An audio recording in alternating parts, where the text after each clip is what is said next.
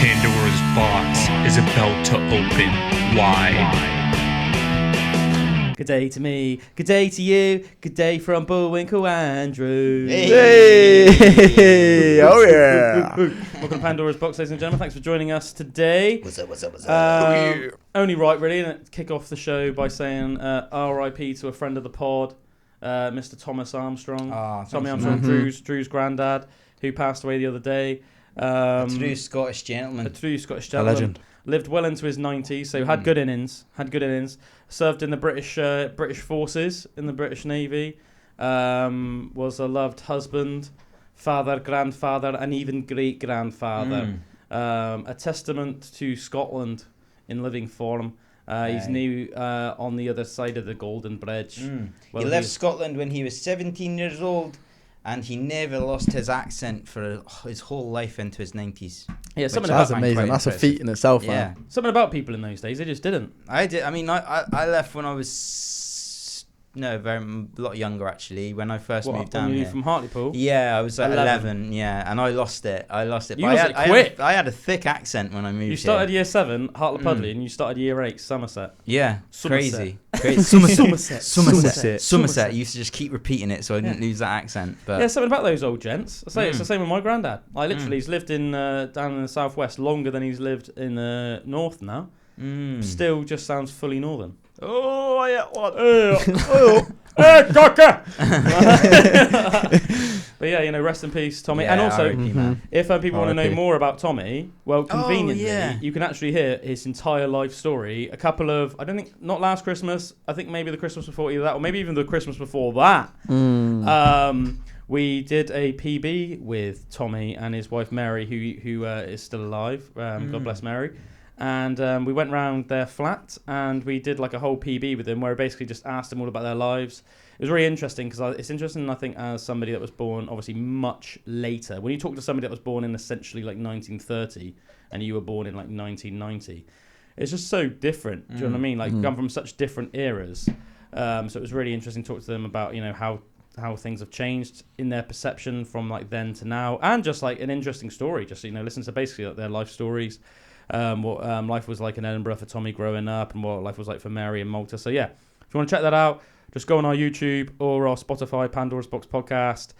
Find the PB we did with the Armstrongs. Just look at something like Pandora's Box meets the Armstrongs. I think, something like that. How amazing is it that we get the opportunity to do stuff like that now? So good in this day and age. So good. His memory has been immortalised in the form of a podcast. I know it's actually is really nice that like all of your family literally for the rest of time, even like family members of yours that aren't born yet, or like say like your son Angus, who who's met him but only met him once, and let's face it, no memory of that. Exactly. He will have no memories of him, but he can watch that and be like, he can get to know his own great granddad. Yeah, like we don't have that because things like that didn't happen in those days. Oh, actually, I've got something close to it, we didn't even know this until about maybe 10 years ago, maybe a bit less. But I think it was like some freaking folk musician historian, actually, which is really cool. But some guy that was like looking for really, really old people in Stegursey to hear about like their what they knew about certain things like that only people from that time would know. We're like looking for the oldest people in Stegursey, and in the early 90s, my great granddad Cyril was already in his 90s. And they went and interviewed him, my great granddad Cyril, and my great grandmother Olive. And there's like audio recordings you can listen to on the. I remember you saying about internet. that. That's really cool. And cool. you found them and was like, didn't even know it was recorded. And it's funny because like I vaguely remember them because I think I was either 4 or 5 when they died. Do you know what I mean? So I used to like go around their house, but it's like, you know what I mean? It's not obviously like it's early memories. Yeah, it's like super early memories. Rotated. Enough that I have like images and glimpses, and enough that I could remember that my great grandma Olive always had like a real big smiley face, and my great granddad Cyril was a bit more of like the reserved, quiet gentleman and that. But it's funny, you can really hear like little things like say like it's like really interesting, isn't it? Like with like people in your family and ancestry and to that. Think like, what's been passed down. Yes, because I was going to say like you can see that like both mine and like my old man's talking style, as much as I hate to admit it. Like we both get it from my great grandma Olive. She was like really like loud and would talk really fast and was like really animated, where it was almost like you know, Cyril would be a lot more like he would just sort of chime in every now and again with something quite astute, and then it would get back to Olive, be like but like really almost like really excitedly just talking about stuff loads. And I was like, oh, that's so cool, because I would never have remembered that, you know. Man, I find it amazing, even like looking through. I've spent quite a lot of time recently because I've been eating upstairs, just because there's like a table room that I can eat in, so I've been eating my tea up there when I can. And, switching things up. Exactly, man. Exactly. Getting a new spice of life. Nice. But up there, there's just like tons of photo books and like family photo albums and stuff like that. So I've just been like spag bowl and exactly, a mouthful and looking through some pictures. Exactly. Sort of going back in time, and even that alone is like so fascinating. Seeing people that would have been around before you were born, or you know, and almost like throwing you into that world. But the fact that the future generations are going to be able to do that with us, but on such a different crazy level, scale, like people will be able to know you or know us even just from the pods that we've done, even if they never met us. It's crazy. To me, that's almost like the best thing about, say, like having like an Instagram is it's like a memory lane. Yeah. It's almost like a logbook. Yeah, it's almost like even like a diary. I think that with Facebook, like I like when it brings up the memories and stuff. Like it's up to like 15 years ago now and stuff, and it says what you doing 15 years ago, and I'm like, oh my god, that's crazy. I would have just completely forgot about that. Like, you know, I didn't even know that the picture was taken, and it's like, I remember when I was like that. Oh, that is the good thing, isn't it? Whether it's like friends of yours or family members that like can remember things that you can't remember, or literally like photos or old videos that like, you know, things that are completely just out of your brain, and then like you can see something and be like, whoa, I can't even remember that happened. Have you seen that as well, like the, you know, like the large language models and the AI and stuff like that? Like you can, there's ones that have been trained on specific things. So like there's one that's been like trained by basically just watching like input in every Joe Rogan episode there's ever been, and anything that he's ever done on the internet. So now you can talk to Joe Rogan like it'll give a response in Joe Rogan's accent with the kind of thing that he would say, just from seeing thousands of hours of him talking, you know. So it's been trained on like the nuances of like a conversation and that, and I'm like, well, that could be like us. We could just like we could just get something trained, and then they could actually have a conversation with us. Man, that would be so funny. Yeah. I wonder like what the outcome of that would be. I'm almost like scared to think what the outcome would be. Do you know what I mean? But yeah, no, that is so cool. And it's mad, isn't it? Because I think when you were sort of growing up in our era, there'd always be like some old timers that was like, oh yeah, back in my day I did this and I did that, but there was just like, there's no reference for it apart from maybe like the really odd rare like black and white photograph or whatever. There was never any. It was just purely going on like hit of like word of mouth. Whereas now it's pretty mental that it's like almost there would just be like loads of videos. There's not just written records and photographical like stuff to like document video and And it's mad that like literally Ruben could grow up and he could like watch a clip. I was going to say like a clip that somebody took on their phone. He could watch your entire last Death by Kai gig, which we obviously recorded and like did the audio really well. Yeah. And he could just listen in like really good quality an entire Death by Kai gig and be like, oh man, that's mental. Without that, it would be like, oh yeah, my dad used to be in a metal band apparently, like before I was born. But it's so cool that he could just watch that. It's cool, man. Or like just anything that any of us do. I think that's the sort of stuff that makes me want to like film stuff and go out and do creative projects more than anything else. Yeah, I'm thinking of it now as well. Like Ruben's 6 months old, and we've done so much of our phones because they're right there, like pictures and stuff like that. I'm like, I want to get the proper camera out and actually like make some compilations of like really high quality. This is what you were like as a baby in 4K. Like, you know what I mean? Like, but it's going that extra bit of effort. Like it's when you've just got your phone in your pocket, it's so easy to like snap a video and snap pictures and stuff. But so honestly, you could probably just use all of that and make like something out of it. Yeah, but just not as quite like cinematic quality. I know what you mean. But I definitely I'm sure you're exactly the same. I think for the especially first couple of years that you have a kid, you like the majority of your phone memory is just going on videos and photos. Especially Meg's, like, Yeah. I'm not so good with like photos and stuff. Yeah. Like, I don't take as many in that, but yeah, it's just like insane. And like even the other night, to think like we were just like lying in bed and like looked at like the first 2 weeks of his life and all just the birth and everything like that, and like how tiny and how different he looked and like stick thin his arms and his legs were and that, and it was like, oh my god, like look how much he's changed now already in 6 months. And it was weird seeing it, like, you know. Oh it's yeah, like, rapid changes, isn't it? In that first, you'll notice it again, man. In another 6 months it'll look like very different again, because he's literally like triple his weight of when like he was first born, like in this 6 months. It's like crazy. Yeah, it's funny that we don't get that perspective as humans, like in the actual moment. Yeah, like, we can only 100%. see it when we actually watch. Sometimes an I old video swear or you look can at an though. old When photo. when they're that young, you're like, I swear you look different to yesterday. Like, yeah, I think you still but, can. Yeah, a little bit. You can a little bit, but not as much as like how apparent it is when you look over the course of like months. Yeah. I think it's mad nowadays with like Evie, like she's like just lost all, you know, little kids have that puppy fat. She's just the lost, rolls and stuff. Yeah, she's just lost all of her puppy fat. Do you know what I mean, like they lose most of it when they're, you know, by the time they're 3, they don't look like the Michelin Man anymore. But like even like they usually hold on to it with their cheeks then still for a bit longer. But now she's just got like real slim face and that, and I think it's just mad because she already just looks almost just like a tiny dwarf human. Do you know what I mean? Like, do you know what I mean? She looks almost like a little person rather than just like a baby or a toddler. Do you know what I mean? Which I think is a bit crazy. Like as a dad, it's almost like, whoa, that man. next developmental stage. It just seems like crazy to me. Yeah, like and like just her speech seems so much more developed as well. You know, just being able to have like full on conversations with her and stuff like that. Yeah, which is like, it's really, really nice, but it's just sort of like spinny. Yeah. You know, it's like crazy, man. Crazy stuff, yeah. Documentation. Amazing. Nuts, but yeah. There's just on that and like technology, it just brought into my mind. I started watching this thing last night and it was like really cool, just like a new thing. And it was it's on Apple TV. I've randomly got Apple TV because there was a series that I really wanted to watch on it. So there's quite a good, like few good like documentaries on there and stuff. And it's called like The World by Night. Oh, okay. And it's basically, there's new technology in cameras now that can like, you know, normally night vision cameras, everything would kind of like be black and white and stuff. Yeah.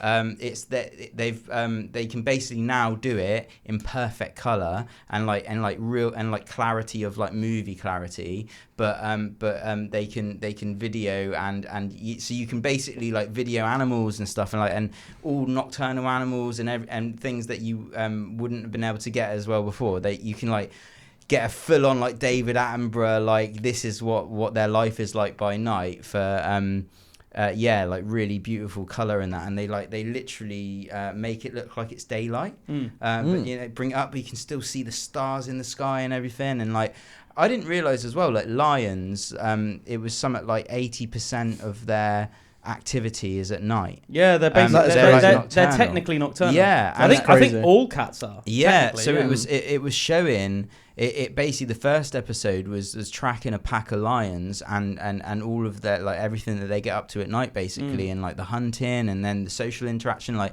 they know that cats are like social animals anyway, but just lions are. Yeah, and like how they were, how much of that, like what they would do and like playing with each other and hunting and everything. It was like so interesting. I'm like, oh, this is another cool thing of like technology. How now we're like learning more about like the world and everything. And lions are quite fascinating in that regard though, because they're the only cats that are sociable. They're the only pack the only some pack like cats. mountain lions and that they will only see each other to mate or fight, and then that's the only time they actually interact. A bit, but that's like the norm pretty much across all the other cat species. Same with tigers, leopards, like snow leopards, cheetahs, like even like our domestic cats. They're more being like they've only really just started evolving to be sociable, because that's only when that's like on their own terms when they want to. Yes, it's still like they come to you. They're quite like solitary, aren't they? Like I think it just goes. It's like a testament to how brutal and savage life in Africa is as a wild animal. That like even something as massive and fearsome as a lion, they almost like had to evolve in that situation to become pack animals, because even though they are like so like just huge and jacked, like when you're like dealing with things like rhinos and elephants and like Nile crocodiles and stuff like that, like it's just like it's so much easier, obviously, to be in a pride. And it's to funny be in as a pride well of like 10 lions rather than just being on your own. Yeah, and when I was watching this family of lions, it was like there was like the female lion, the male lion, and then basically like 3 adolescent like of their young, but then also 3 like brand new cubs, like 10 weeks old. So that was like it was a pack, but it was a small family pack. And even though they like pack and they all stick together in that, when you actually look at the flow of like what they do, it was really interesting. Like the male lion basically would solitary go out and just do a 40-kilometer patrol perimeter, constantly making this roar that would carry up to 40 kilometers as well. That's crazy, isn't it? And, is it? No, it's 4 kilometers, isn't it? I swear they said 40. Should we look at and it was 40 over 100 decibels. These roars. So he was basically doing that, and then she would go out and hunt. So she was hunting this wildebeest in the dark, and it was like I think it was 5 times their eyesight is night vision is 5 times better than ours. Right. So she was off hunting. The adolescents were right on their own, but then the babies are like following the mum. But then they just randomly get left at one point. So they do get quite split up. And then the next 4 days for the mum was trying to find the babies, and she found one of them. But then it was like if they don't have milk for 4 days, they die after 4 days. So it was like literally she only found the last 2. That's like a side But you know what I mean? quest So they were quite split up still in their packness. But then there was a point when they had the kill, and then when they were all back together, and then they were super social and just playing with each other loads and everything like that. It says interesting. A lion's roar can travel up to 5 miles. Wow, but that's still mad, because think if a lion roared in like Cannington, we'd hear it from here. Yeah. So it's 40 kilometers was the patrol, but then his roar was 5 miles that it was reaching. But that's cool. Yeah, it's so interesting. It's like the male lions pretty much spend their lives patrolling the borders and making sure that no other lions or anything other big threat is basically coming into their territory. And then the females will usually do the hunting unless but sometimes the males will join in the hunts. You can watch videos of say like it's pretty crazy, man. You can see sometimes there'll be like a video of like 2 female lions trying to take down a giraffe. And it's almost like they just need that little bit of extra muscle, and then you'll just suddenly see like the male lion just come in, and he's just like a bit bigger and stronger, and he'll just just like jump up, and almost like he's just so big and heavy that like if he just grabs it by the neck, it'll be enough to topple it, and then as soon as it's toppled, they're like boom, game over. So the animals they hunt then, are they somewhat nocturnal as well? No. So they'll literally just be sleeping throughout the night, and the lions will be out hunting them. Obviously, when I say night, the vast majority aren't. In most cases, most herbivores are like they are alive in the day. So you got to think most of the things that they will eat will be things like zebra, wildebeest. Is wildebeest buffalo? A water buffalo is different to wildebeest. Yes. Yeah. I can't remember which out of those 2 it were, but there was like a herd. That was like northern. Which one it were? Which one it were? I can't remember which one it were, but one of them. Yeah. It'll have a water buffalo or wildebeest. They obviously look like relatively similar. Yeah, that's got curly horns, like or some kind of. I think wildebeests are more like they come out and then go up, whereas with a water buffalo, it's more like water curly. buffalo. That's what I saw. Yeah. So when they're hunting at night, then would most of a lion's hunt just be on a unsuspecting asleep animal? These were on last night. It wasn't. They were in a herd, and they were all standing up. I don't know whether they were sleeping standing up, but they were all pretty much chilling, just grazing a little bit. And there was some young as well. And they were saying that she needed to get within, I can't remember if it was 15 or 30 meters. And it was one of those things. So she's just because they're ambush predators. And then it was ambush, and then she just caught. But there was lots of young as well, which she didn't get a young. She got a big one, but I think she got a big one because it was like she had such a big family to feed. That was like 2 days worth of food for the whole pride.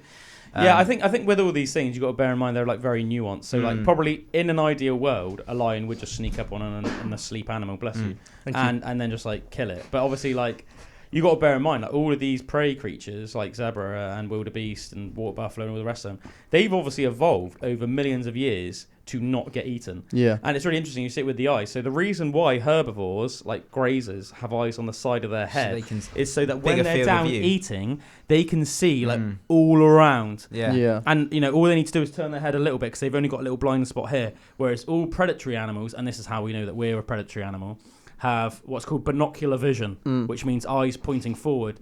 Take that, vegans. And it basically shows that you've evolved to be a predator. I'm only joking, kind of vegans. But you know what I mean? But it's like, you see it. Think about all like the binocular visioned animals like bears, cats, wolves, humans. Like, we're predators. We look like this because we're looking out for our next prey, and when we're sneaking up our prey, it's really, you want to be like that. Look at something like that. It's straight on. But if you're a grazing animal, it really is beneficial because you're seeing each side massively while you're grazing, and you can eat while be on the lookout for predators.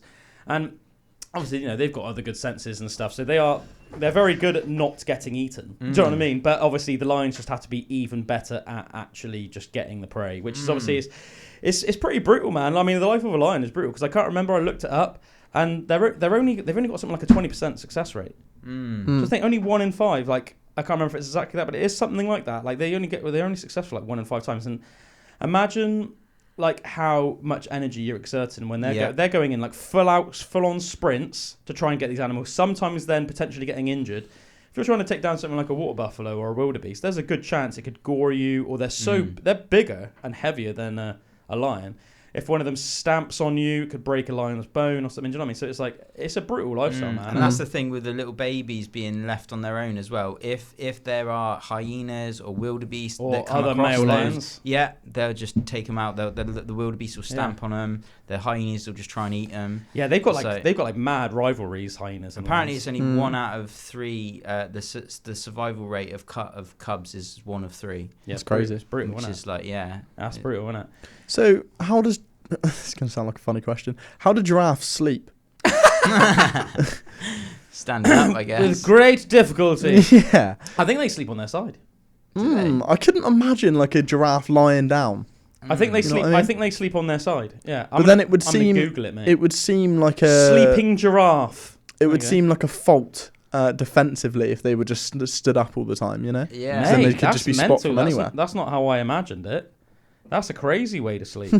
What? They're sort of like, well, look at this. Just like have a quick scroll through that. It's like, so they've almost like bent down, so they're on their knees, but then they've like coiled their neck almost like around their body. Hold it out, man. Oh wait, Drew, you've accidentally pressed the button. Press like back or something. Yeah. I lost it. Sorry, man. That's all right. My God. Sleeping giraffe. Yeah, look through them, man. Look through them. Yeah, so everyone look up sleeping giraffe so you're on the same page as us. See, makes a lot of sense. They sort of like curl up into a ball a little bit, which is sort of goes along with what I was saying, where naturally they're probably taking up the least amount of space and no one can see them. I thought they would have just lied flat. Surely that would be more comfortable, but maybe it'd be too hard for them to get up again. Yeah, but I reckon they'd be able to get like seen quite easily, you know what I mean?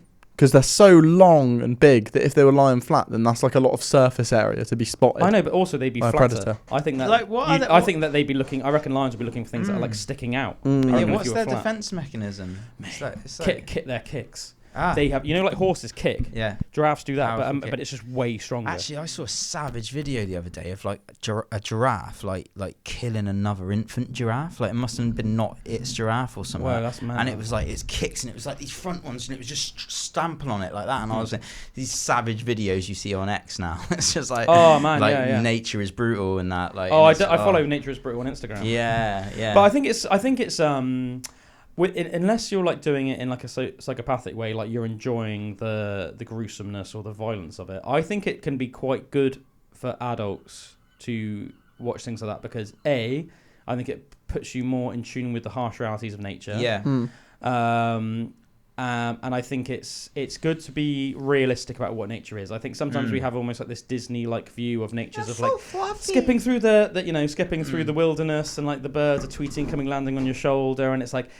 It's like that guy that Grizzly Man, the guy that went out into the thing, and he tried to like he basically thought that like if he was like sound to the bears, that they'd be sound to him, and then he just basically got like, and there's apparently it's like you can't find it on the internet apparently, which is good, but they like he ended up getting a girlfriend, which I think he managed to convince of the same thing. Yeah, and she woke up to him basically screaming, and she turned on like a camera, but the camera was just left in the tent, so you can't see anything.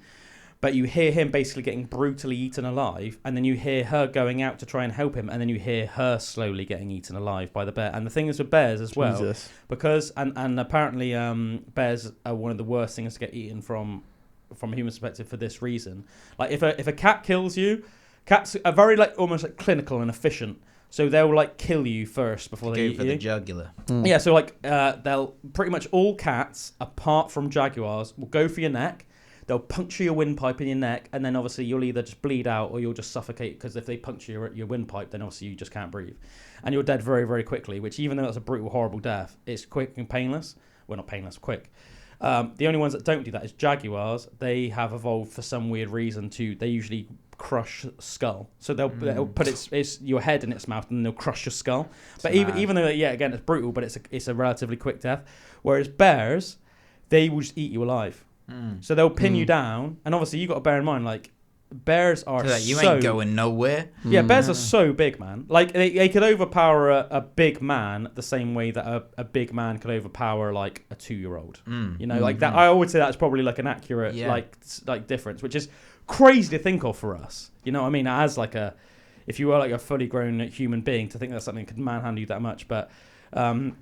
Yeah, they literally will just like pin you down and just start eating you, which is a horrible thought, isn't it? Imagine just like slowly being eaten alive. Because obviously, if you think about it, unless one of your internal organs, one of your main internal organs, or like your windpipe or like something like that is like taken out, really, it would take quite a while to die just from being eaten alive. What was ones that eat you from the butt first? Was that bears? Oh, was that wolves? I think it might be wolves. Yeah, but wolves have been very nocturnal. Savage. I can't remember if wolves are nocturnal or not. I know obviously they'd howl at the moon. I reckon. I don't know. I don't know if they are. I can't remember. I feel like it's like something I should know. But should we look it up? Are wolves nocturnal? Yeah, because I know what you mean. There's the whole connotation of like wolves howling at the moon. But is that more werewolves? I don't know. It'd be interesting to know if like wolves nocturnal. If dogs at one point would have been nocturnal. And just because they've had so many years of like indoctrination into our world, sort of changed them around. So they are the same as most predatory shark species in terms of they get up to what is known as crepuscular behaviour. What that means is they are most active at dawn and dusk.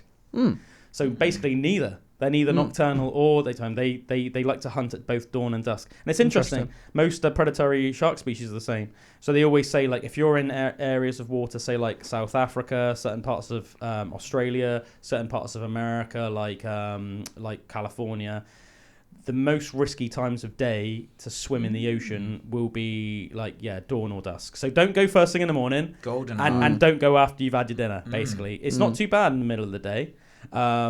You know, I wouldn't really advise it at night time either, just because of the hazards of, you know, the fact that it's pitch black and you could get easily lost and there's not going to be any people around. But apparently the worst times, if you're going, it's most likely to get attacked by a shark at either dawn or dusk. But yeah, I didn't actually know that about wolves. But that's interesting, isn't it? It's interesting behaviour. Very fascinating. Yeah. Really cool stuff. Yeah, I think lions are mental creatures. Lions. You know, lions. I always find it cool if you've seen like the videos of giraffes when they fight each other with their and necks. They use their necks, to like hit each other. Oh, whoa! Yeah, because it's like people don't know exactly why giraffes like evolved their long necks. They think that it's so that they could eat from like trees and stuff. But I think I remember hearing that giraffes most of the time don't actually eat from the tops of trees. They actually eat more like down. And then in like a lot of zoologists and that hypothesize that have they literally just evolved their long necks just to fight? Have you seen those like male fighting rituals? No, I've only seen them do the things where they do it with their legs. It's mental. Yeah, they just whack each other. It's freaking nuts. It's pretty brutal. You see like two males like fighting out to like get the top, and they are like swinging their necks like a freaking baseball bat and smacking into each other. What? And then like the other one will do it, and sometimes they will literally like KO the other one, and then you'll just see one of the giraffes like, mate, it's nuts. They'll get him in the face or like the head or whatever. Yeah, it just took too much trauma. That's crazy, mate. Yeah, watch like bull giraffes fighting, It's a crazy thing to see, man. It's a crazy thing to see, mate. That's crazy. Oh yeah, that was our point. I was trying to remember what our point was. I was about saying about like how it's good for humans to be realistic about nature, and how like I think some people have like an unrealistic view of like what nature is. But I think it's like, it's important for us to know, when you're in like a town or a city or even like a village, it's like it's a human settlement that we have like designed especially for us to be safe, essentially. But like as soon as you go into like a wild area, like those rules do not apply anymore. And nature's got its own rules. And nature can be brutal, you know. And I think this is sometimes like, you know, it's like, you know, like some people say that they feel they can't watch like nature documentaries because they feel bad for like a herbivore if they see a carnivore eat it. And to us, I just don't. It doesn't mean that I don't feel anything. Like I'm just like cold, dead person when I see it. Obviously, there's a part of me that's like, oh yeah, that's brutal. But yeah, again, nature is brutal. But I'm like, as you said, you know, but most predators are more unsuccessful than they are successful.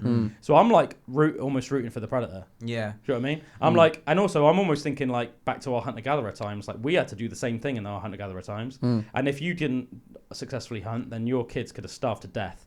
And like if a lion or a wolf pack or a bear or whatever doesn't successfully hunt, then that's the same thing that's going to happen to their offspring. Like, do you want that to happen to their offspring? Not just that, but there tends to be far, far, far more herbivores, obviously, than carnivorous animals. So it's like, you know, although it's like you don't want to be like too analytical about it. You know, if there's like a herd of like, you know, 200 zebra, and there's only like a pride of like 7 lions, then do you know what I mean? It's like, in the grand scheme of like balancing nature out and like, you know, making sure that the food chain's all in balance and everything like that, it's much better for nature for just one zebra to go than for a pride of lions. There's only 20,000 lions left. That's really sad, isn't it? Apparently, That's crazy. That's not very much, is it? No. You know, really sad, man. Crazy. Isn't pandas down to like 3K or something like that? That's mental. Like giant pandas. It's yeah. Have you heard it's like that? There's that weird mystery, isn't it, where like zookeepers and that. Because, you know, like within endangered animals, like they often do like breeding programs. Yeah, like the white rhino's extinct now as well. Yeah, like, really sad, man. There's although apparently that colossal labs are like already bringing them back. Really? Yeah, because they're like such a freshly extinct animal. Apparently, colossal labs are like really on it, which is so amazing. Shout out Colossal Labs in Texas. So it's such an exciting company. So cool. It's literally like the closest thing to like Jurassic Park. Colossal Labs. Literally. Because they're trying to bring back colossal animals. Yeah. Well, not all of them. They're trying to bring back the dodo, aren't they? Ah, yeah, and the woolly mammoth That's as well, cool. isn't it? The 3 ones they're mainly focusing on are the dodo, the woolly mammoth, and the thylacine. We talked about it on the pod before. You know the Tasmanian tiger. Right. Yeah. Yeah. But it's also called the thylacine. It's really interesting, like unique animal. But yeah. What were we saying about? Just about like animals that are going extinct. Yeah, what were we saying before we said about colossal labs and about like the dodo? What were we saying? Can you remember? 3,000 pandas. Yes. 20,000 lions. People can't breed pandas, and we don't know why. Mm. In that manner. Right. So They just have like no sex drive or anything, do they? Apparently, yeah. You like They must do in the wild. because it makes literally like none, pretty much. you think it makes sense. Like, okay, They're so dopey that they just can't be bothered. It's like you think like, oh, let's put like a young male and a young female panda together. So they got to do like artificial insemination instead, I guess. Yeah, and it's like, really hard for them to do it, and they don't. And like, it's like zoologists can't figure it out, but like they try to do all these like breeding even programs. through that way as well. Yeah, It's they try. Well, I think they can through artificial insemination, but I think that's obviously considered like a last resort because it's quite invasive for the animals and stuff, isn't it? What they want to do with most animals, you put a young with most animals, you put like a young male and a young female. They're gonna go at it, and they're gonna, you know. They even say bit of Barry White on. They even say, don't they? Like even with any like human species, it's like if you just put a random man and a random woman on an island, it doesn't matter what their interests are. If they were the only ones on that island, it would take something. Nature would kick in within something like 3 months. They would start breeding. Do you know what I mean? Regardless of like their interests or how different they were as people. If they were the only 2 on the island, that would and they were like within sort of 20 years of the same age. Within 3 months, they'd start breeding, which is crazy, isn't it? Isn't there a movie where that happens? Castaway. Is it Castaway? yeah. I was going to say because Tom Hanks and Wilson with that little ball. Imagine that, just like, oh yeah, just like. Unfortunately, if you made a hole in it, they would deflate. Yeah. That's the only sad thing, isn't it? You know. But I swear there's a movie. Only. Yeah, I swear there's a movie which is a bit like Castaway, but not as famous. No, yeah, I don't know. I can't think. And there's like a guy and a girl that like end up on an island, and then they end up getting it on. I want to know what that is now. If anyone remembers or knows what movie I'm on about, please drop a comment or something. Let us know if you're listening on the radio. Try and like get hold of us on Instagram or something. Just I know there's a real controversial one of like I think it was like a guy and then a girl, and the girl was only like 14 or something when she made this movie, and like they fall in love, and it's about him, and she had to do like sex scenes with him and stuff, and like and things like that. Hell? But it was like this was a movie from like the 70s or something, and it's like you never get away with it now. But I remember like watching this it came up, and it was a similar premise. They were both on this desert island, and she had to kiss him and all this kind of stuff. But they were saying like how bad it was in the movie industry that they did that when she was 14. What country was this, man? I think it was like America or something. It's like an American. It's like a Hollywood movie. Surely in the 70s you couldn't get away with that. I'll have to find it. Yeah, and it's That's real insane. dodgy, like, you know. And they're saying that it wouldn't have been released nowadays and stuff, you know. Mate, that's a bit disturbing, isn't it? Really? Yeah. That's definitely. I'll have to find I mean, it's crazy when we've been like on Paul's show. He's been doing like going through all the different years from like since 1960 of the songs. Yeah, on And Albion's man, Keeper. Some of the songs that get played, it's like, Jesus, that can be made now. It's insane. Who is it by? The one that I don't know if this is the one you're thinking of. The one that I always think that sounds a bit creepy is the one that's like, young girl. That's the one I'm on about. That's the one I'm on about. Yes, that's the one I'm thinking about. Is a way out of Like, life. yeah. You better run, girl. Which is already a bit creepy. You're much too young, girl. He's literally saying like, you need to run away from me because you're too young, or I might I might get a little bit jiggy with you in a minute. Man, it's insane. That was like late 60s when that came out. Number one as well. They're like, in the verse, and it's like, I know how you feel, man. Mate, I feel the struggle. It's so creepy. In the verse, it's like, you're just a baby in disguise. It's like, mate, that's creepy. Get out of here before I have the time to change my mind. It's like actually crazy. I was disgusted the other day as well. I don't know song. whether it's like it's like Iraq or somewhere, but they've just changed the legal age to get married down to like 12. Where? Or like sorry, you just said Iraq. Yeah, I think it was Iraq, and Mate, I'm like, mate, that is it's savage. gross, It's isn't gone it? from 18 to 12. Mate, it's fucked up. I mean, it's really messed up. Yeah. Yeah, no, it's really screwed up, man.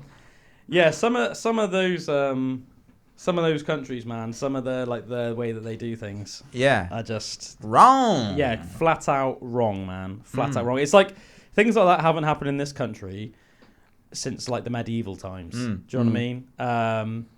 Yeah, I don't know. It's just it doesn't sit well with me. No, you know? not at all. Yeah, that's what I mean. It's one of those things where I see it and I'm like, what the actual hell? Like, how could they put that through in law? Yeah. You know, and be and everyone like actually like think that that's an okay thing to do. You know, it's like crazy. Yeah, it's messed up, dude. It's messed up. I think, you know, like 18 is a good age, isn't it? Yeah. Oh, it's 16 here, isn't it? Oh yeah, for sex, but marriage is 19, isn't it? Is it? Sorry, 18. I didn't even know. Oh, that. I thought marriage was 16 as well. Because I know my nan had to wait until she was 16 to get married to my granddad.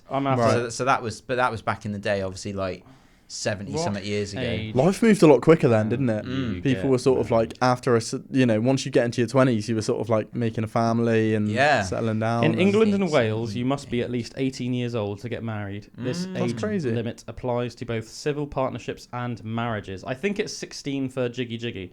What age? Why did my nan get married at 16 then? That's crazy. Or was it with permission you could or something? Or maybe they've just changed it since. Or did they wait until she was 18? I'm in my head they did when they were 16, but I'd have to check with her. Man, to be married to be honest, at 16 that was a long time ago, dude. I wouldn't be surprised if it just might have changed. been different law. Yeah. I reckon it might have done. You got to bear in mind as well, obviously people didn't live as long back then. People grew up a lot faster. I think people were viewed to be older when they were 16 than they are now. Yeah, because I remember they were like married when she was 16 and she had Thomas when she was 17. So she was like, you got to bear in mind, man. Like there were people that like 16 that like fought and died in like the First and Second World War. Oh man, yeah. Did I show you guys that photo of my? I think it was either my grandfather or my great grandfather of when he was like 18. Man, he looks like a man. He looks like he's like older than you guys. Yeah, this is what this is what I always think as well. Like I see people in history when they were younger and they look older, and I'm like. Is it just like they? It's weird. I know the water turning the frogs gay. Yeah, exactly. But I'm a late developer, you know, and it's like, but I always remember seeing and like and thinking Like that's just so weird. They look so much older. I always think that when I see pictures of like my old man, all of his rugby mates in like college, and they're only like 18, but they've all just got like, you can see the chest hair like sticking out from top of their shirts, and they've all got like mustaches, like thick mustaches. I'm still waiting for my chest hair. They're like hair. broader and that. Mate, I'm getting so hairy. Yeah. Are you still getting hairy now? I'm getting hairy every mate, year. there's still hope. There's still hope. I've got a few hairs on my chest like now. Freaking rug, honestly. Yeah. But it's like I want a proper hairy chest, like, you know. It's growing up my back. I don't know why. It's growing up my back. My dad always had a big hairy chest, and I just think it looks cool. I think I've got a hairy chest. Dude, it's getting out of control, man, for me. Yeah. I need to start doing something. You're gonna be howling at the moon soon. Yeah, I basically am. It's like because I've got such thick facial hair as well, and just I've got such a hairy chest. I'm so hairy everywhere. It's like I sometimes think like, if I just lived in the world and didn't do anything about it, I would all just like link up and I would just be this big. You'd be a Yeti. I would just turn into a Yeti, just fully Yeti. I'd just get like shot for people think I was a Yeti. Yeah. It's crazy, man. But it's getting out of hand. Because I like having a hairy chest, but I don't really want to have a hairy back. But I've started to have a hairy back. Yeah, I'm all about the chest, but like, see any hair? back is probably. I don't know how like accurate that. Oh, you can see probably. I think you can see a little bit of. Yeah, a bit of fluff. See a bit of hair there, guys. See a bit of the fluff getting there, man. Yeah. Yeah. It's not like gorilla though. Yeah, mate. So. It's like thicker a little bit more in the middle. Can you see that a little bit? Damn, son. Yeah. Yeah, I'm getting like super hairy. I'm gonna be super hairy. And like God knows what I'll be like by the time I'm like 60. You know what I mean? I'm glad my beard is finally linked up, so there's no like patches in it where it's like, you know. Oh man, one day. Yeah. One day. That's finally happened. So just waiting for the chest hair to come now.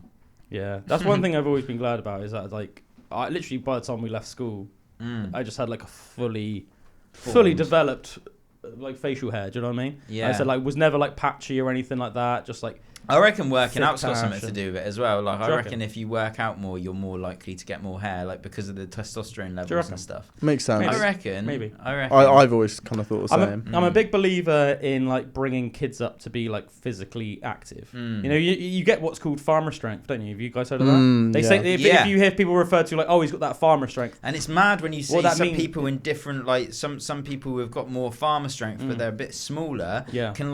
Can arm wrestle bodybuilders and they can just annihilate them. It's not just about the muscle, like, you know. Yeah, no, I'm a big believer in, you know, because the whole thing behind that, what people say farm build, it's the idea that, say, if you grow up on a farm, everyone has to pull their weight because obviously it's a hard living. So you'll always, from the moment you can walk, you'll be told to like carry big buckets of milk, and you'll be you know, the moment as soon as you can physically pick up a hay bale, you'll be told to pick up hay bales and stuff, and that just gives you, you know, sometimes they have to like literally wrestle some of the calves and like some of the cows and that like that, and it's just, it gives you core strength. It brings you up having like a strength that people that don't do that just won't have. Yeah, and I think especially like over generations, I think that literally like, because obviously it's just like very very small evolution and progress, isn't it? I think like if you come from a family where like for the last like 4 or 5 generations they haven't done anything physical, then you're obviously far more likely to be physically weak than if you have like a family that come from like a farming, military,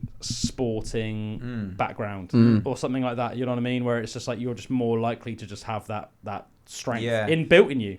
Yeah, it's getting to me now. Like my biggest regret of like growing up is that I never concentrated on anything physical really. Like I went to the gym a bit and stuff, but like that built that relationship. I think even before that though, I think when you were like in your single digits in secondary school. Before you can even go to the gym. That's what I mean. Like I've never been real sporting active. I used to like ride bikes a lot, like BMXs and that when I was younger, but that was about it. But I even remember, like, how gay is this? Like on a BMX, not being strong enough to do a wheelie, not a wheelie, like I could do a wheelie when you pedal at the same time, a manual. So when you just basically pull up the front of the bike and then without using your feet and just coast. Yeah, I wasn't strong enough to like pull up the front of the bike like that. I had to, you know, a wheelie is more if you pedal at the same time and lift it up, so you've got the motion of your foot doing it as well. So I could always like get it up that way, but actual to just do a manual, I could just never pull up the front of the bike. And I'm like, mate, that's like, you know, never concentrating so much on that physical, like those that, you know, doing stuff every day that's physical. I think that is a really important thing for like mental as well, and like, you know, building up discipline and fortitude of your mind, like body and mind. I've always been much more mind and like creativity and all that stuff, but then that's missing a whole big link. They're actually linked where I never thought they were linked, but now as I'm getting older and like getting a few things in line more, I'm like, oh no, they're intrinsically linked, and that bit of discipline with your body completely affects your mind, you know. I think that I think it takes like quite a level of maturity to even realise that. Don't it, you know. Yeah. I think that when you're a kid, you very much separate like mental from physical and stuff like that. But like, to be honest, I'm the same. Even though like out of our friendship group, I was like, I'd say probably definitely the most physical one. Like I wish I was even more. Do you know what I mean? But like, yeah, I'm just like, one thing I am very thankful to my old man about, and people like my Uncle John and my Grandad John, is that like, and like my Uncle Dom as well, was that like I was like forced to be quite physical. That's like physical influence that was around you a lot. But it's not even just the influence, like it's even like with them, like I was always wrestling my old man, and I think it's very hard not to be rough when you're so much bigger than say like a 3-year-old, a 4-year-old, a 5-year-old. Like even sometimes with Evie just playing around, obviously I would never ever deliberately hurt her, but like she likes to like play, fight and wrestle and stuff, and I encourage it. But sometimes if I like pick her up and I'll throw her on the sofa, and it might, do you know what I mean, she might just like land on her arm a bit funny or something. She's like, Dad, that hurt, and I'm like, oh, I'm so sorry. I mean, it's never obviously anything serious, but like, yeah. And then my old man was definitely rougher with me. But like I think it's really good. Do you know what I mean? If you're like wrestling like these like giant blokes, and then like even in school and stuff, we always used to like wrestle as friendship groups, didn't we? Like all the freaking time. Like you weren't obviously quite as into it as I was, but like there'd always be like the ones that are a bit more into it than others. Like Jake loved it as well, and certain people loved it. And to be fair to him, even though he was like one of the smaller ones, like Luke Palmer was like very scrappy. Yeah. And you'd always have like the ones that more liked it and the ones that didn't so much. But I think it's like, we would always be like wrestling each other. And I remember we'd go down like the Fairfield. And sometimes it would almost just be like a brawl for all. You know, it would almost be like Jake, Joe Wynn, like Cow 2, like, and it would almost be like we just have almost like this like battle royal. Yeah, that's and it would also almost be like the last one stand would be like the one that, do you know what I mean, hadn't tapped out or whatever, or hadn't given up. Do you know what I mean? And that would be like almost like the winner for the day. You know? I can remember going to sleepovers when I was young, and the whole like sleepover would essentially just be playing games of tap out. Yeah. You'd just be going like round and round. Now I'm facing you. Now I'm facing you. Mate, and that would just be all you do. And then I think as well, if you're just like, then obviously because I like just played rugby all the time, all the way through secondary school as well. So then you've just got that as well. So I think that's really good for you if you're like developing. Think how much you develop between a year 7 and a year 11. And then I was like just playing rugby like every year, and then just like wrestling my friends constantly, and then like still like, you know, some family members at home a bit as well. So I think that definitely does you some good. I think it's a good thing that we sort of have in British culture, is that sort of like not even just rugby, but like everyone can remember going to school, primary school, and playing like British Bulldog, you know, chucking each other around. Every game we played was like very physical. Bulldog. Oh yeah, I even just like things that like I wasn't thinking about it in terms of like necessarily the strength needed to do it at the time. I was thinking more just because it was fun to actually do it. But I think every time that like I'd pick up one of my mates to do like a wrestling move. Do you know what I mean? That's essentially just weightlifting. Picking up a friend onto your shoulders or however to do that move. Whatever that move was, you know, you're lifting like a certain amount of kilos. Like, you know, a good amount of kilos, really. Do you know what I mean? Like onto like your shoulders or whatever like that. Like that's good strength training. I find it crazy in hindsight, like how much sport I sort of played as a kid in comparison to now. But I like that that's almost in our culture. Like I can remember it would be every single day after school. It would be the football or cricket or just running around or. You had really sporty friends, didn't you? So I think as well, you had always like the influence to do it, whereas we were a bit opposite. And I know it's like swings and roundabouts because I know that you've always said that you've always felt like you had this big creative side to you that you could never really indulge because you had like real sporty mates. Whereas we were the opposite. We were like really like almost like creative, and then it's like we get involved with the sporty bit sometimes. Like sometimes I played a bit of football like on the field or whatever. Or and like Lyle was like my rugby mate. So me and Lyle like met through rugby, and he was like he became one of my like real best friends for like years. And I met him through like rugby. So he was a bit more of like my physical mate. But like the rest of us were all just more just like just sort of like musical nerds sort of types. Do you know what I mean? Which is obviously like really awesome. But like just. It's a complete different influence than Bullwinkles. The complete opposite. It would have been very cool to sort of have that, but I can't think of anyone that went to like my school that was sort of. I mean, I'm sure there must have been people that were creatively gifted, but certainly no one that would indulge that. Or certainly it's funny where it goes. It seems to be like in waves and stuff. like things in like that. I swear there were a lot. Yeah, they had to make a whole new music lab and stuff for when we did GCSE music, because they had just didn't have the facilities for how many. They were like, oh, last year there was only like 4 people that chose music as a GCSE, but then our year there was like 40. So it's just like a wave of kids that wanted to like do it was that. so cool. I know, like, obviously I'm biased, but I'm so glad that like we were actually in the year we were in, because I think like obviously every year has their Jeb ends. But like, and I think with my we sisters had some and real that, sound like so a few years later, there was a lot of drugs in that, like involved more. In That's school. what I've noticed as well. Like, because obviously you're like Sorel's year. I can't remember if it was like Becky's year or Lee's year, like Emma's like little brother and sister. But it just seems almost like the emphasis on all of those years was just like drugs and that. And there were definitely, without naming any names, because obviously we don't. There was there was a group that definitely that was dabbled. Like that. And don't get me wrong, but like we did, but a bit later, Mini really. Dabble. Yeah, we were like crazy partiers and that, or you were later on. But like I was still in school, but not like I wasn't getting involved in like heavy drugs. No, stuff, there wasn't taking that stuff into school and doing it. No, it'd be like a party, and we'd like drink too much more than we should have done for the age, and we do something crazy. But they were like doing class A's in school. Yeah, and I'm that's like, insane. That's and just like mad. meeting up before school, doing drugs.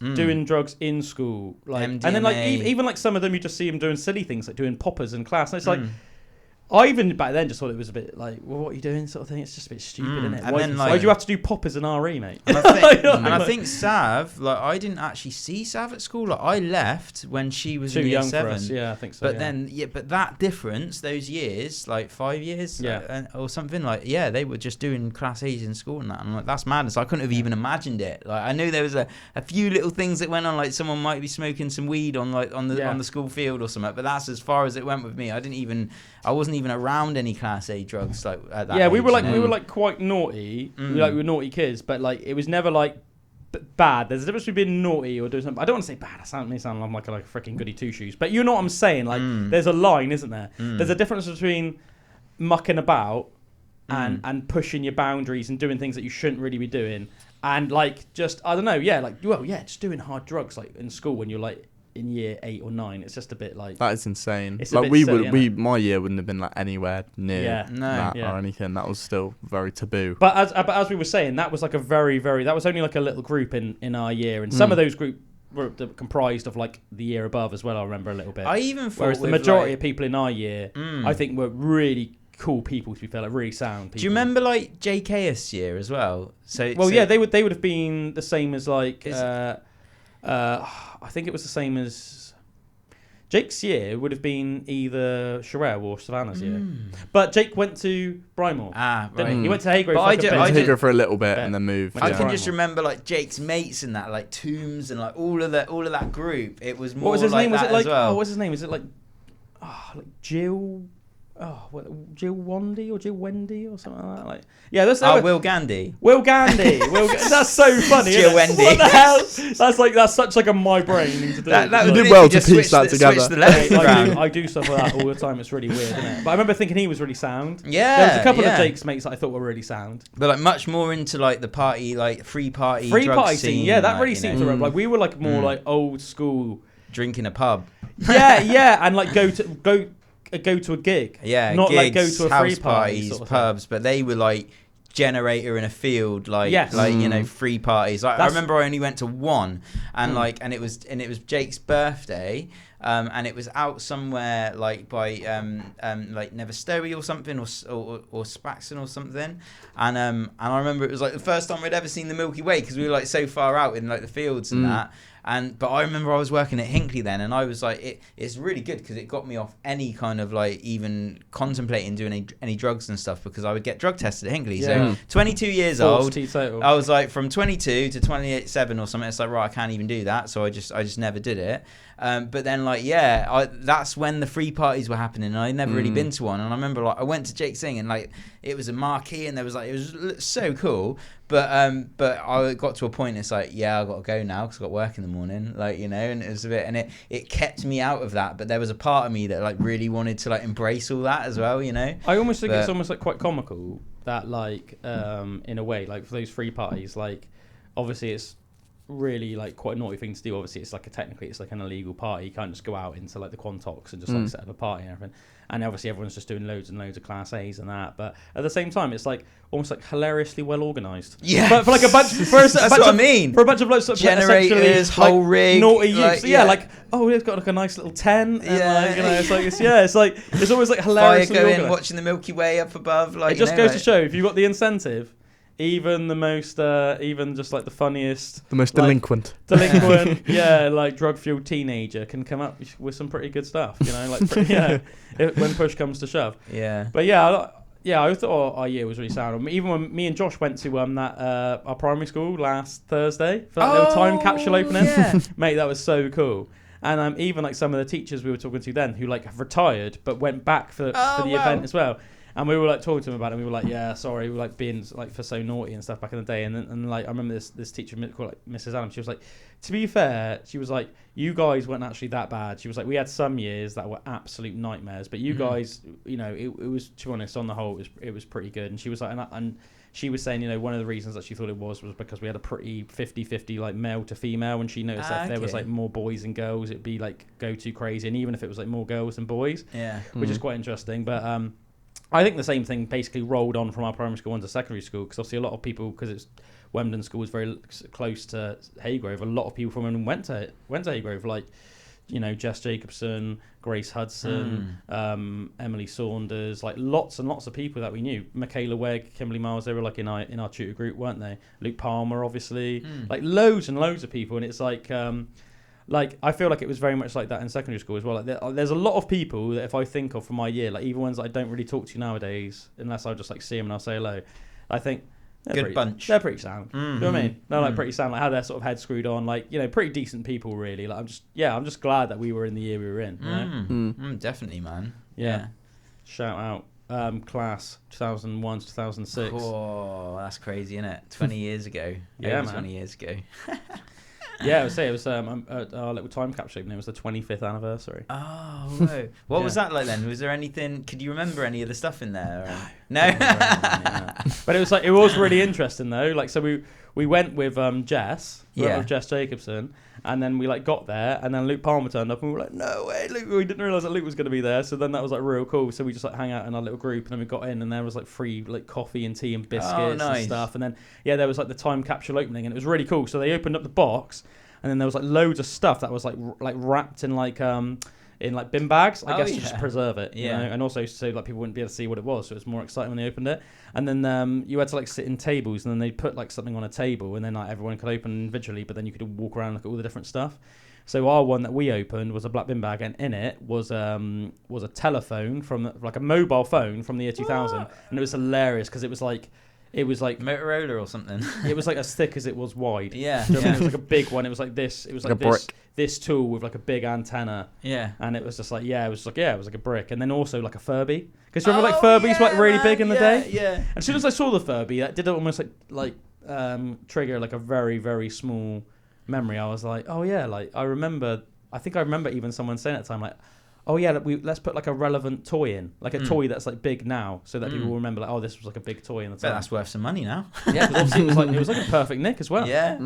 It was like a little grey Furby, and it was almost like it had gone like probably like a shade duller than it had been originally. But other than that, it was obviously in perfect nick. Yeah, which was quite cool. And it was like there were like Bridgewater Mercury newspapers that had been put in, so that was quite interesting. Like loads of stuff, man, loads of pictures and stuff. There was a calendar that the entire school had made. And then each month, every single pupil that had a birthday in that month had to draw a picture of their face and then the name under it. So there was like me and Josh's one, and Luke Palmer's and Jake Hayes. Yeah. Because it was like the whole school, it wasn't just our year. Jake's was really funny. I was telling Bullwinkle it was almost like demented. Jake's was like a little demented. It was just like a real demented little picture of a head, and then underneath just said Jacob. It almost seemed like a bit sinister. Jacob. Yeah, like the workings of a madman. Yeah, that was real cool. That was real cool though. And we got like me and Josh stayed, and we had like a little private tour of the school afterwards. Oh wow! Which was had like it real changed fun. a lot? In some ways, yes. In some ways, no. So they built like a new block like onto the school, which obviously was like new to us. But like other than that, not really, man. To be honest, I mean, obviously, like it'd been kept in good nick. Do you know what I mean? Like you could tell, fresh like a paint and carpets and that. But other than that, like pretty much exactly how we remembered it. Like for the most part, anyway. Cool. Like which I thought was really cool, actually. It's mad thinking back of memories of like I can almost just like the smell of a school hall with the wooden floor and those big like wooden benches that are like orange but with the rubber bits on them. Like, yeah. Do you know what I mean? Yeah, they're not like actually orange though, are they? It's just like the wood. The wood. And they're varnished. Yellow, varnished. Varnished. Almost like a yellowy pine or orange. something. Yeah. And you would all sit like on the floor until you got to like year 6 when you Yeah, finally year be allowed 5. on the I benches. think in Wembley it was year 5 and year 6, and then you were allowed to sit on the benches. I swear the same benches were in there now as they were back when. Yeah, and up north, like I remember those like then. It's so like funny. Crazy, just standard school benches. Yeah, man. Oh, absolutely crazy. Yeah, it's funny the things you remember, innit? I remember like starting Haygrove, and I remember having our first like when like the whole year sits in the hall, and it doesn't happen very often, did it? It only happened like once a term or something. Yeah, and just like sitting there being like, whoa, it's like so many people in this room. Do you know what I mean? Like, just seemed crazy, like absolutely mad, man. Yeah, I've got good memories of Haygrove on the whole. Yeah. I didn't like it at the time. Yeah, I do too. I didn't like it at the time, but yeah, that's it. And I remember like it seemed to be like that, like had an old vibe to it still. Like it had like a lot of those old wooden classrooms, and Bunsen burners, and things like that. Yeah. Like and I quite like that. I quite like that memories, like how modern I can imagine, like just new buildings, or even what college was like when we went to college, and it was just all like much smell more of modern. the canteen. Yeah, you know what I mean. But Haygrove still had like a vintage like. That's one thing that me and Josh were saying was really sad. Was that like obviously we wouldn't ever be able to do at Haygrove what we did at St George's, because they've like basically knocked down the whole entire school and rebuilt it, haven't they? Yeah. So it's all like bagged up now. Yeah, it's mental. It's like because they've rebuilt it, but did it like with a company that just messed it all up, and like apparently it was built awfully. Really? Like things were just falling, like the windows were falling out. Like can you believe that? It's insane. Yeah. Like lights were falling down and stuff. That actually seems crazy. So like if you look at it now from like how you can see the school from my like garden. Yeah. If you look over there, the entire like new bit they've built is just like put in a bag. Just like ready to be like bulldozed. Bagged it up. It's insane. But I completely agree, because we had like some of the newer builds when we went to Haygrove, like we had like new maths rooms and new like English rooms and stuff like that. But I would definitely much prefer like when you'd go into like one of the old science blocks. Yeah. And it was like you'd like proper old wooden benches. Yes. Like, you know. Like where we it's had like, science with Miss Quick. Were you? Yeah. You were in. We were in science together, weren't yeah. we? Me, you, Lyle, and Georgie. That was awesome, yeah. We were for the last couple of years. That was Yeah. our little science group. I remember me, you, Lyle, and Georgie were in the same science group, and we had like Miss Quick, I think. Well, I think it would depend on the lesson actually, wouldn't it? I think maybe it was like biology with Miss Quick, and then we'd have like physics with Mr. Turner or something. Yeah, and Mr. Was he called Mr. Scowcroft as well? Like we had him. He was the sometimes? IT guy. Oh, not him. Josh hated him, and for some reason he really didn't like Josh. we had Mr. Turner. I heard him as my He had- physics teacher for a little Nobody bit. liked him. I think Mr. Tanner is what I'm thinking of. Yeah. Yeah. He's Yeah. the one that took my frickin' pipe off me when we went on the year 8 French exchange. I bought a pipe and he frickin' confiscated it off me. But I didn't even want it to smoke. Yeah. Mm. I think that's what he thought. He thought I was like a little naughty smoker. I didn't. I just thought it was really cool. and I was like walking around with this little pipe in my mouth, and he was like, "Get that out of your mouth." And he like confiscated it off me, and I gave him a lot of grief for it. Yeah. I made him work for that. Yeah. But I wasn't happy about it. I remember I was like putting Tic Tacs in it and then breathing through, because it would give me like a nice little minty. Ah, nice. That's innovative, man. Yeah. Nice.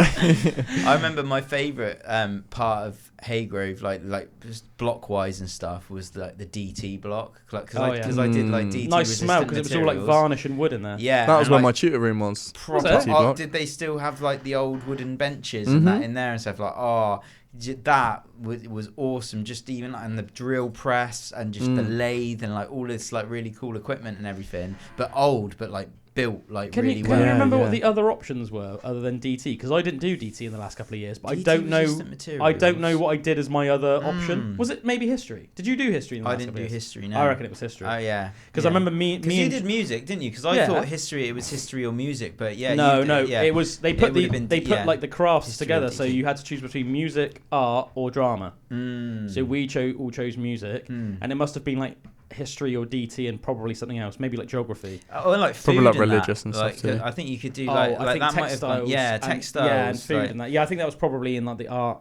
Yeah, and I remember maybe. there was like I an don't know. electronic-y DT one you could Was do as there? well. So there was like resistant materials, but then there was also one that was like wires and stuff. And it was like, because Mate, I remember I was would in there. hated that. Yeah, Oh. like that definitely wasn't my thing, but it was like, I can't remember what that was. It called something technology.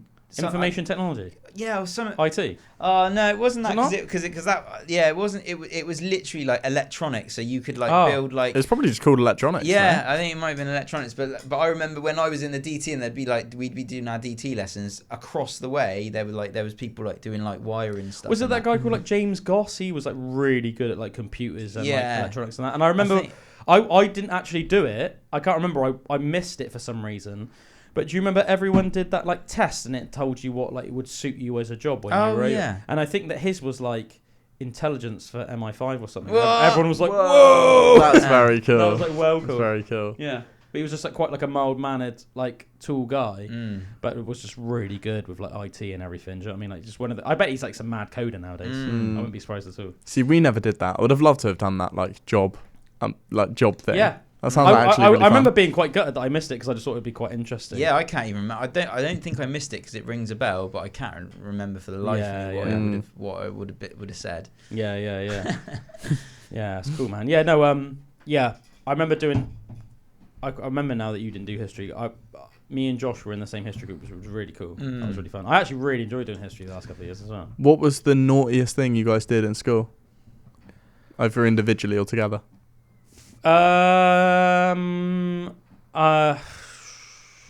Probably like drink. I mean, maybe drinking in school. Do Just a couple of you times mean like getting caught?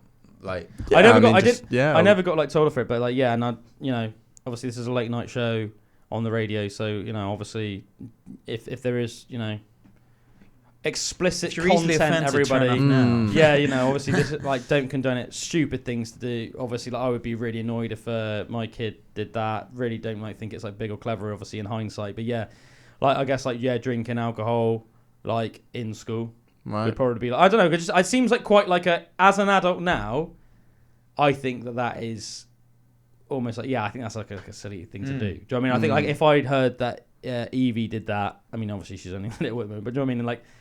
In like 10 years time, if Evie did that when she was like in year 10 or 11, I would think like, what are you doing, girl? Like what the hell? Like, do you know what I mean? Like what the hell? Is that really necessary to drink during school hours? Like for God's sake, do you know what I mean? But I know it's obviously just like I think like by the time we were getting to that age, I mean, we were quite wild and we were quite like sort of like partiers and like I just like people like Hannah and Jake would want to. Do you know what I mean? So I'm certainly not saying that they were the ones that were encouraging me to do it. I think we were all encouraging each other. Do you know what I mean? But it's just like I think just like alcohol was like a very normal thing to me. So it was just like it didn't really seem like a big thing to like have a bit of like vodka or something. Did you get caught? Nah. No. But I reckon some teachers must have been able to smell like the alcohol on me. Yeah. But probably just you would think thought- so. I guess it was different even in those days. I think people might have just been like, whatever, it's not hurting anyone. Might even just like shut them up. Yeah. I mean, probably, I don't know. But I don't know. I can't really like. I can't pinpoint anything. I can't really remember like doing anything like crazy or like been like told to get out of a lesson a few times and stuff. Oh yeah, Do you know what I definitely. mean? But like got told to get out of a that's lesson. it really. I don't think I ever had like any like after school detentions or anything like that. It was like I definitely had some a few detentions. Not that many at school. I ones, but remember I feel the PE teachers really had a problem with me in school.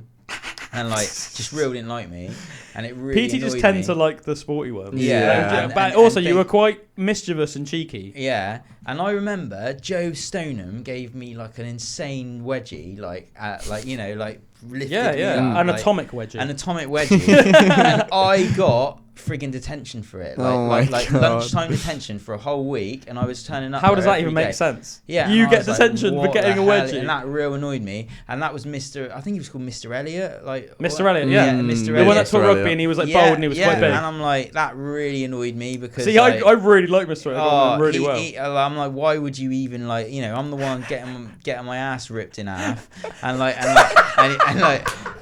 you're giving me a detention for it as well. I think Joe did as well, but like. Yeah, so that real annoyed me. And the other thing that real annoyed me with the PE teachers as well is that everyone got like all my mates like went to America skiing. Me and Josh. And it was like me and Josh and Georgie. Yeah, and like I real wanted to go skiing in America like with everyone. Mate, like, it was amazing. Insane. That's where I saw that bear. And then Mrs. Clark didn't like me. She basically said you can't go because she didn't like you. Yeah, because it's like it's only open to certain people that have been good or whatever, or that you haven't got the right attitude. Basically, I think that she thought that you'd be too much of a pain in the ass. Yeah, and she basically decided that she didn't want to spend 10 days with you. And then it really annoyed me because I then went on year 10 camp. And she then decided that she liked you. Yeah, and then she goes, "Oh, you're actually quite a nice lad, you are, aren't you? I would have let you go on the American trip if I knew you were like this." And she actually said that to me, and I was like, "Oh my god!" Oh, it's like so annoying. Like, it's really weird because you're not like you've changed like a lot since school. But when we were in school, I don't because one of the reasons I say you changed because you don't do this at all nowadays. I don't think. But you used to give, I think... I was a bit mouthy. Well, no, I was going to say, from my memory, I think that it was quite common for you to give a bad first impression. Which, in my opinion, you don't come across like that at all nowadays. If anything, I'd say you're almost like the opposite of that. I think people like naturally think you're quite personable person. Yeah. But like I would just remember it was almost like you would just rub people. I don't even really know why. I don't really know what it was about you. Like I can't really like think what it was. I think I was quite I was like a bit out, like I was like people thought that maybe you were like because of the way you were like you'd have a silly smile on your face and you were quite loud and goofy. Maybe people thought that you were a bit more of like a gobby. I was more extroverted, I think, in school. I think of like, people tend to be. I was definitely a lot more extroverted. Yeah, but like now I'm like pretty quiet in a social situation. If people chat to me, I'll chat to them and stuff, But I think it was almost I maybe would have been a bit like showy offy or whatever, but in a way that wasn't. Do you know what I mean? But almost like a bit, maybe like a little bit. Matt Payne always said to me, like, because I didn't know Matt Payne till like later, probably after school, because they were in a couple years above us or something. 2 years above us, yeah. But he was like, I was chatting, like we became like quite good mates after school and college, and just like now when I see Matt and stuff, just like, musicians. but he was like, "Oh, like I thought you were a gobby little ass in school, like you know what I mean?" Like, a lot of people thought that, and I'm like, "What?" I remember when Ollie Innes like wanted to beat you up, and I thought it was really weird that Ollie wanted to beat you up because that real annoyed me. I got on with Ollie, and I would get really annoyed in school if I didn't even really know what you did not liking that me made him decide that he wanted to give you a hide in. Yeah, and it was like, but it's like proper weird, and it real. Ollie's a hard kid as well, so he definitely would have given you. Yeah, he's a big lad. Yeah, he's definitely he's a good scrapper, Ollie, definitely. Especially like after school, like when we left school, he became like heavyweight champion. No, he just became like like some people just like have like a lot of street fights and stuff like that, and like Ollie just did. I'm glad that didn't happen. He's just quite. He's sound though. He's sound, but he's just like hard. He's just a hard guy, But like and it's funny now because like years later, like he's like commented on stuff like on Facebook and you know what I mean. He obviously doesn't have. As I said though, I just think for some reason you used to rub people up the wrong way. Yeah. But then it's like one of those things like with Mrs. Clark and then when they got to know me, they're you're really nice. It's like they get to know you a bit more, and they'd be like, oh, my perception of who you were isn't what you are really like. And obviously because we became friends like very quickly, and because you we were just like mates, I cut through that and then got to know you quicker. But which is why I used to think it was weird, but at the same time hilarious, when people did used to take to you badly. But it was almost like an ongoing, it was like a comical, it would happen a lot in school. It was like that for some reason someone wouldn't like Drew. It was like so funny. And it used to get to me loads as well. I used to real not like why have you actually got a problem with me? I remember even going up to Ollie at one point in the cafeteria, and said to him like, what's your problem with me, like what, like, do you know what I mean? And then him just like, I remember he like didn't even look at me, and he's like, just don't like you.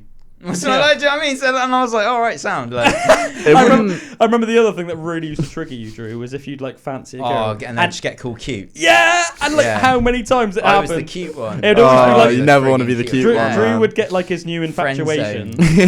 Whoever this like new infatuation I've always liked was. really pretty girls as well. It's like my aim is always really high, but it's like. The standards were high. But like, the cubes weren't there. It would be like whoever like was his like infatuation for like that month or whatever, and then it would finally get out. Roseanne Woods. It would finally like get out that he had a crush on him, and then they'd be like, "Oh, Drew's so cute." And I remember it was like it's funny. Every single one described him as cute, and like you just suddenly see Drew like, "Oh no, it's so cute." And he would like ranting to like me and Josh and Nikki seeing that at tutor group like tutor time, just like I hate that they call me cute. But I think, man, it's because like obviously you were a late developer in school and you had this like big sideshow bob hair. You didn't have a single bit of stubble on your face or anything. You had this like little like happy face. Yeah. And you just sort of look like a happy little like chipmunk or something, you know what I mean? Or like a happy little monkey man, you know? Like I used to call you Monkey Man, didn't I? I mean, to be fair, I think that started more because you were from Hartlepool. You came down from Hartlepool, but it was also because you had quite a monkeyish aura. So it was like they worked in tandem. Yeah, man. There's definitely something to that as well. I remember like on an ayahuasca trip, I full on turned into a monkey. Like Robbie Williams. And it was the weirdest thing ever. And it was like, okay, the monkey spirit is strong in this one. Yeah. That's so funny. Yeah. I imagine if you were quite confident in school, that was probably part of the reason people didn't like you. I don't think I was like super confident, but like I think I was around my mates and I was real jokey and I was real up for having a laugh and stuff. But like so I think you had a bit of a chip on your shoulder. I think it was perceived confidence, or it was almost like trying to prove something, but I wasn't really confident. I was actually quite like shy or whatever, like, you know. But I don't know. I think it's like we're complicated humans, aren't we? Yeah. I mean, it's like what even is on like a real deep level. Like at what point do you like categorically become considered a confident person, or categorically become considered a shy person? Because in some ways, if I look back to school, I remember thinking like, yeah, there were times that I'd maybe feel insecure or shy, but I know for a fact that pretty much everybody in the year would have considered me like an insanely confident person in school, like insanely, like, and I'm like, I accept that I was. Do you know what I mean? I just accept that I was, but I don't know if I necessarily thought of myself like that. It's just that now, as a 35-year-old, I can sort of analyze myself, you know, in hindsight, and think, well, yeah, I clearly was. Yeah. For to be like a 9-year-old going out with a year 11 girl, or going out with some of the hottest chicks in the year, like after that, and just like some of the things I did, like, I would never sort of really back down from anybody, and I'd like confront teachers and about all sorts of silly stuff, and I was just so loud and outgoing and stuff. Do you know what I mean? Like I clearly was like, I mean, I was like so confident with things like rugby as well. Do you know what I mean? I just remember we'd go on rugby pitch and I'd think, I'm gonna own every single person here. Like, do you know what I mean? Like, things like that. So I clearly was like a really confident person, but I just don't think I would have felt like it in my head at the time. Yeah, it's just so weird, isn't it? Like, we're weird, aren't we? Human beings, we're so weird, complex creatures. So I can't even really remember. You know what I mean? Like, I remember like. And just I remember seeing this video of like what you took on your phone of me playing guitar when I was like really young, and I was almost like, you're 16, and it was like I was super shy, and it was like weird, you know. I didn't think of myself like that even, like, do you know what I mean? But it is like, back in those days you were almost like a bit guarded though, weren't you? Like, we talked about this in the past, but like you didn't really come out that much, like very often when we'd go out like as a group partying and that, like all like, because like one of my biggest memories of like our formative years in terms of like when we first started really going out like partying more almost like how you would as an adult, but before you're allowed into like pubs and clubs and that, was when we'd always go down the Fairfield, and we just always just get like hammered, and we'd just be in this big group, and it would just be like so much fun. It was almost like, you do that from like 15, 14, 15, 15, mate, no, like 14, and it was just like it was just every single weekend we would. But I remember you'd like hardly ever come out. Yeah, like probably did like once or twice. Yeah, like once or twice. It'd be the rarity. It would always. And be then like, for me, it was always like a big like whoa, like a crazy like if that happened, it was like, you know. Like I remember I remember once in the Fairfield and just be frozen out of our nut, and it was just like crazy, like it's so cold in that, and that one night. But I remember another night when you were like looking after Emily Saunders' house. Oh yeah, and like that was another night I went out, but I was like just that was good so though, we paralytically drunk and like blazed and just puking everywhere and that, and it was like.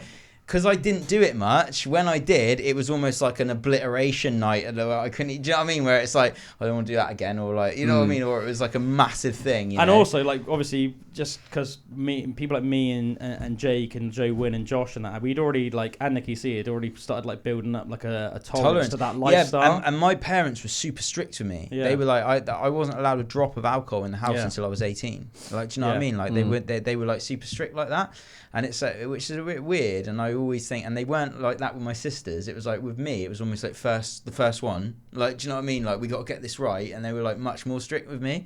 But then that made me like, when I did like kind of go off the rails a bit, I almost went right off the rails, and then it was just too crazy. Like, because it's like you know what I mean? You hadn't had that freedom when you were a bit younger to make your own decisions with it. Sort of trying to catch up as well. Yeah. So it's like, you changed very quickly and rapidly. Yeah, and that was it. And that was just like getting on everything. But then like lots of stuff, like, you know, hard drugs and like loads of weed, loads of alcohol and stuff. And it's I think that you by far, like, out of everybody I know, made like, it was almost like seemed a bit like strange. Like you almost just changed. Yeah. Like in the matter of like a month. But then that was almost like suppression for so long, and then like the opposite of freedom. Like, do you know what I mean? And then my mum and dad splitting up as well. Like, and that. I remember that very 17. clearly had like a massive effect on you as well. But you were like visibly. But it was like, well, and not even like the emotional side of it, which was probably it, but just the fact that like, I had complete freedom all of a sudden. Like, my mum, it was weird. I didn't have enough respect for my mum for any rules that she enforced to just go by him. But like, but you know, but my dad, I would never like the thought of like my dad catching me like drinking and that, with how strict they were, like what the consequences of that would be, were much like worse in my head than if my mum did. And my dad was just never there then. He was just like, you know what I mean? Yeah, like, I think obviously on top of that as well, it wasn't just that, but because essentially your dad all of a sudden became a little bit like AWOL, for lack of a better term, and because your mum was processing so much grief, I remember your mum really wasn't around that much. It was almost like she'd come back every now and again, and she'd like be like, she went to like Australia for like 3 months and that, and just like left us the house. I remember we'd be like round your house, and it would just be like, there would just be like nobody there. Like your sisters would be like upstairs in their room or whatever, or maybe like Cheryl would be. It was like chaos, though, wasn't it? Yeah, it was quite chaotic. It seemed like your. I had a very structured upbringing, and then it just turned into chaos, and I embraced the chaos and was just like, I'm gonna do whatever I want. But then there was a lot of broken stuff that came from that. Like, you know what I mean? It wasn't healthy at all. It wasn't like no, definitely not. Do you know what I mean? And then lots of like debaucherous like craziness, but not in a good way. Like, it was good, but then also like a lot of bad as well. Like, I crashed loads of cars, like, you know, all that kind of thing. Like, yeah. Yours was definitely seemed more of like a trauma response. Yeah, which is a shame in a way, because I think like for. Like, when I say my memories of the Fairfield and that just seems almost like, in hindsight, to me, almost like there was no trauma. It was pure. It was a natural experimentation. Man, to be honest, the memories to me are almost like euphoric. Yeah, that might sound like almost like really over the top, but you know, when you hear like, say, like, and you listen to things like Smashing Pumpkins' song like 1979, and obviously Billy Corgan literally wrote it about how like nothing will ever be as good as when you're a teenager and you've got like your best mates around you and you are just having such a good time, and in that like for those years, it's almost like it's almost like the world is just amazing, and it's almost like so good as well, because like the golden age, because you don't really have any responsibilities. The biggest responsibility is like moaning about school, but you're still sort of like living with your folks, whatever. So it's like you don't really have any responsibilities, but it's just like amazing. Like some of those memories of just like just knocking around and stuff like it when I in like 14, 15, 16 are like the best memories, like the best memories of my life, you know, like so like irreplaceable. It's funny, I think for me in my year, and particularly like my group of friends, I think we went to that same sort of through that same sort of phase that you did, where it was like, you know, going to the Fairfield, going to the cricket field and just drinking, whatever, you know, doing stuff that you probably shouldn't be doing. But that's not almost the part, like even at the time, I remember when we were doing stuff like that, that wasn't the time that I most valued then. I would almost much rather have been going places like sober and just playing football and like doing simple stuff than drinking and going down that line. I don't know why, but I always found that quite interesting, that I had a sort of a different, like, even I could tell the people that I went out with then. Do you know what I think? Probably enjoyed the drinking and stuff way more. I think some of it might be was because we were such a music orientated group. That's it's almost like, it's so weird, but I feel like it's almost like a rite of passage. Like if you're really into music, you're reading up and watching documentaries on all these musicians, and it's like, what are they doing? They're playing their guitars, they're having parties, they're drinking vodka and drinking beer and that. So like that was almost just like what we did. Rock and roll. Yeah. We'd always like, this was like the early, this was like, I remember sort of like 2000, late 2004, 2005 was when you could first get a phone that could actually play a song, not just like, you know, like 8-bit or whatever it's called. And I remember, like, you know, I had some songs on my phone, like only about like 4 or 5, but like a couple of other people did as well, and we would just play them all on our phones.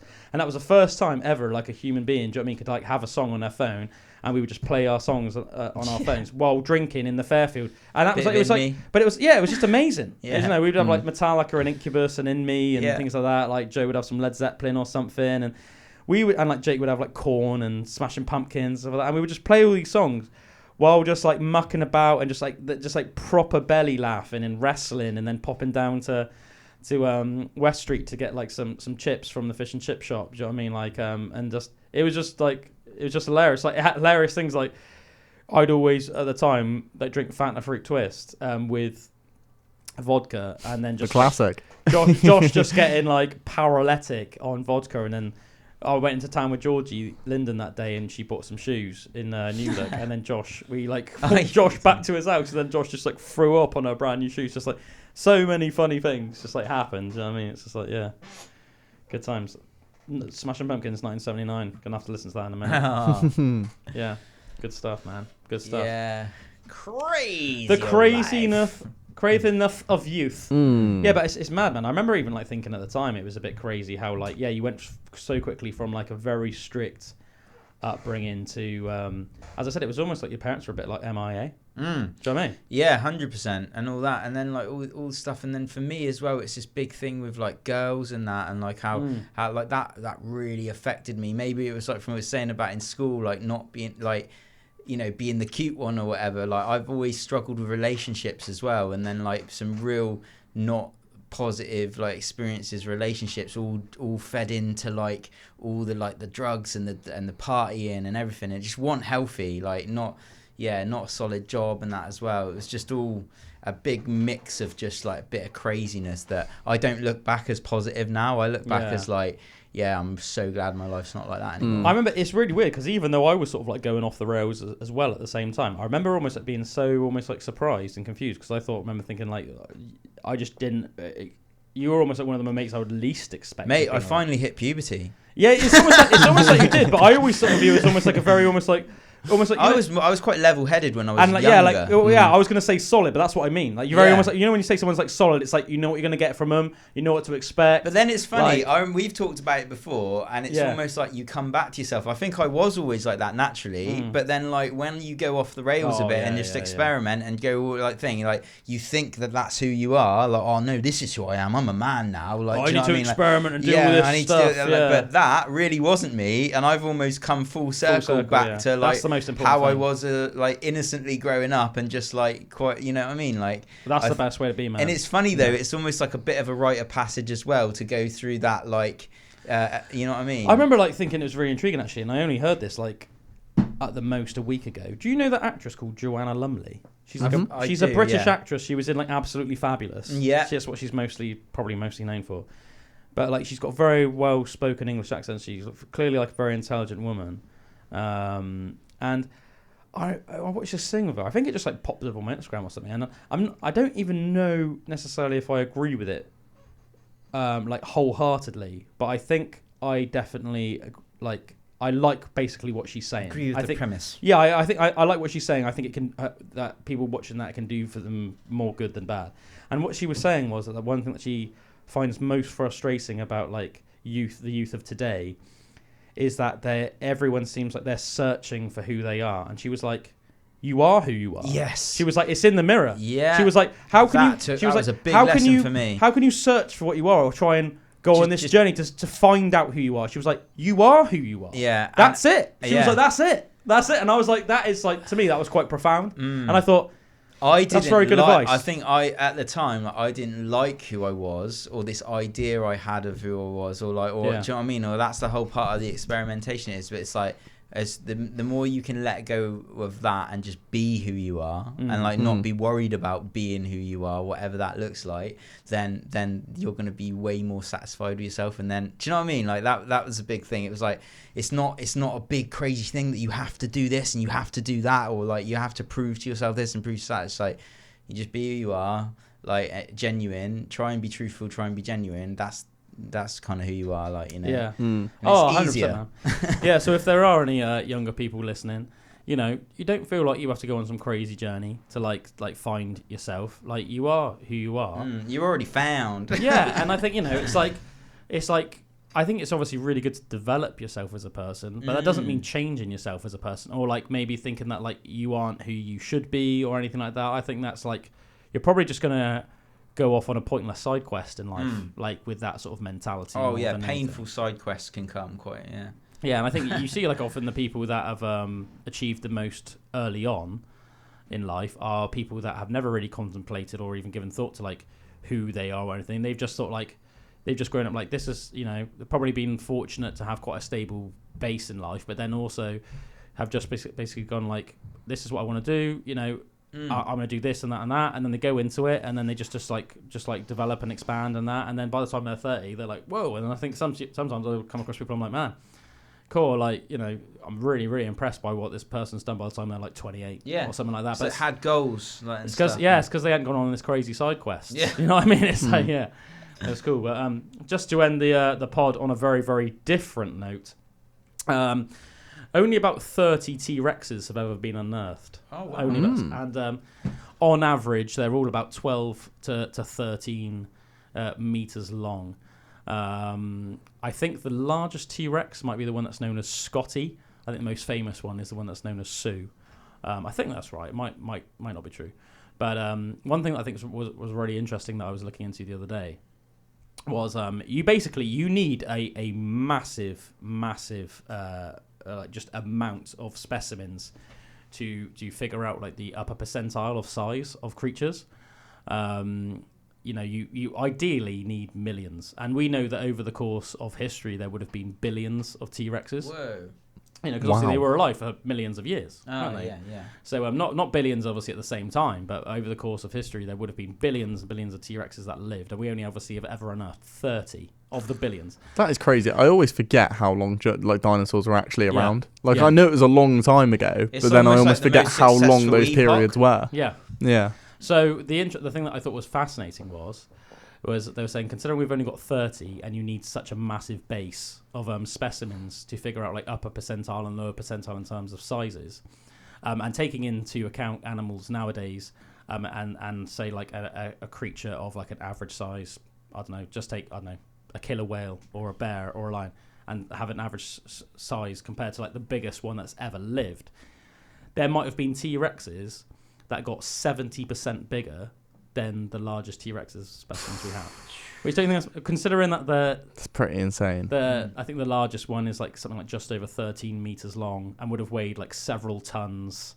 You know, like bigger, like heavier than an African bull elephant, and like much longer. Don't you think that's like crazy? That's madness. Is it that thing about that the bones have to be in a very specific condition for them? That's why sediment. Yeah, it has to be in like a very specific sediment. Like lots of like bogs are great for it. Like bogs, you know, when you see like, you know, like in Ireland there'd be like lots of bogs. You know, for example, I know that they found some really well preserved, like obviously nowhere near as old as dinosaurs, but some like I think it was like a 4,000-year-old body that was like dug up from a bog. So the arms and they just look like this, and it's like the skin's all there. They can see like tattoos and stuff, and it's like crazy how well preserved it is. One of the most sought after tone woods for guitars at the moment as well is fossilized wood. It's black bog oak. Right. So it's oak trees that have like fell over in the bog. Right. And farmers are like doing their fields at parts of like of the UK where bogs were, and they're like hitting like these oak trees, but because they've been in the bog for so long, they've turned the oak black. Wow. And they make these like beautiful like sides and backs to the guitars, Nice. but like super expensive tone wood. But apparently the actual sound of them is like amazing as well. Is it more like that's so cool. like a Sitka spruce or more like a mahogany style? Do you know? Or? So it's more like I think they might use it for the tops and that, but it's more for the backs and sides. Okay. That they use it for. And then like there's this one called Moon Spruce, which is matched with. So it's like black oak, like bog oak back and sides, and then moon spruce, which is basically a spruce tree that's only been cut down at the height of a full moon. Wow. And it does something with like the light and that. It's like crazy. That sounds crazy, man. Yeah, so they make moon spruce tops with black bog oak back and sides. I'm like, I bet they are like cool. super expensive. Yeah. Like super expensive. Oh, that's cool. Yeah, no, I just thought that was like such a fascinating fact though. Anyway, just I just think like nature in general is so amazing. All the like everything around us. And when I say nature, I mean like everything about nature. You were just talking about that freaking like moon cut wood or the moon itself, or just like, you know, like the trees around us. All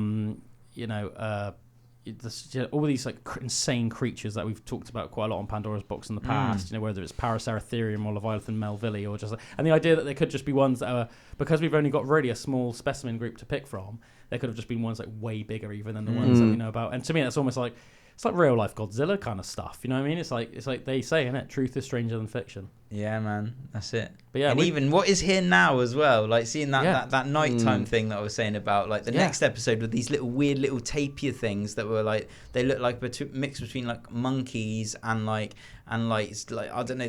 Tapirs. What? They're not tapirs. They're called something meerkats. else.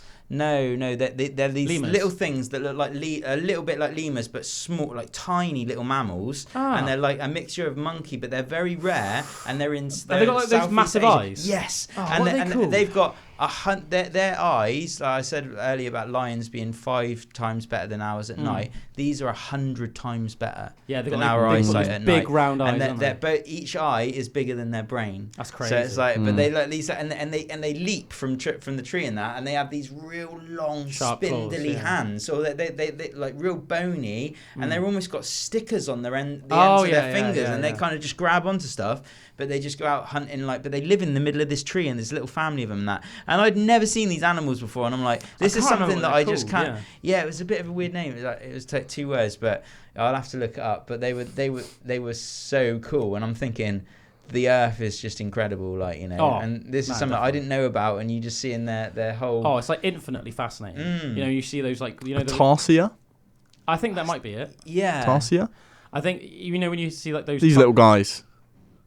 Yeah. That's it. Yeah, when you see like those tiny little like yellow and blue octopus, and they're like the most poisonous octopus in the world, and they live in the seas of Australia. Blue ringed ones. They're tiny, blue ringed octopus, and apparently they could just like kill you, but they're tiny. And then, you know, just all the just mad stuff. Like, yeah, it's actually insane. We live in a crazy world. But I think we're going to wrap up today's Pandora's Box, ladies and gentlemen. Thanks for tuning in. And remember, we've regardless of what platform you're listening to us on, we go out on AW Radio every Monday at 9 p.m. That's the time, you know, to check us out like live. That's where we first go out. From Tuesday morning, we go out on Spotify and YouTube. Please do us a favor, give us a subscribe there, comment, like our stuff. We appreciate it. We appreciate you guys listening. We also have an Instagram. Please go follow us on there. Obviously, just like, you know, we put out things to promote our shows, let you know what's going on, and just put other like shared information tidbits and share interesting information, stuff like that. So yeah, we love you guys. Have a good one. We'll see you next time. Bye bye.